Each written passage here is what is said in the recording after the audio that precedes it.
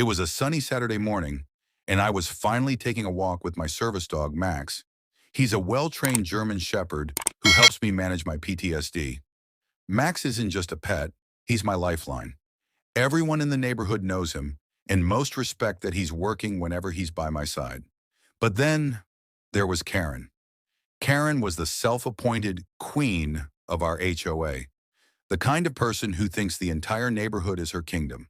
She had already complained about my lawn, my truck, and even the color of my mailbox. But that morning, she took things to a whole new level.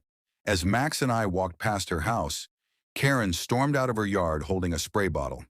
"You can't walk that mud here," she shouted. I calmly replied, "Karen, this is my service dog. He's federally protected. Please don't interfere."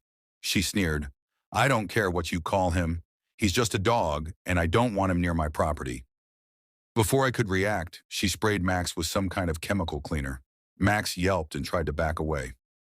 My heart dropped. This wasn't just harassment anymore. This was assault on a service animal. I rushed to rinse Max with my water bottle while dialing 911. Within minutes, two police officers pulled up. Karen folded her arms and tried to act smug. "Finally, you're here. This man is breaking HOA rules walking his dog."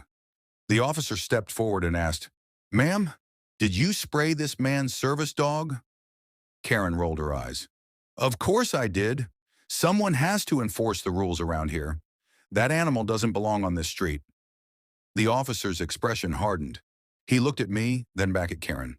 "Ma'am, do you realize interfering with or assaulting a service animal is a federal crime? You could face fines, jail time, and permanent charges on your record." For the first time, Karen froze. Her face drained of color. She stammered, What do you mean federal?" "I was just keeping my yard safe." The officer didn't budge. "That's not how the law works. Service dogs are protected under the Americans with Disabilities Act.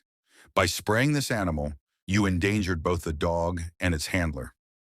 Suddenly, her confidence shattered. She tried backpedaling, saying it was just water, but the bottle clearly read industrial cleaner. The cops tested it right there on the spot. Karen was handcuffed on her own front lawn. Neighbors gathered, whispering and recording on their phones. For once, the self-appointed HOA queen was powerless. One officer reassured me that Max would be okay after a vet visit.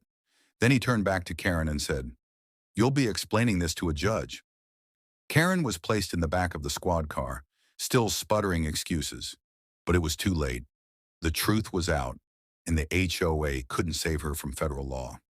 As for Max, he was treated at the vet and thankfully made a full recovery. The police report made it crystal clear. Assaulting a service dog is no joke. From that day on, Karen avoided me completely. No more shouting, no more harassment, no more queen of the HOA nonsense. And whenever I walked past her house with Max, I couldn't help but smile, because Karen had finally learned that some rules are bigger than the HOA.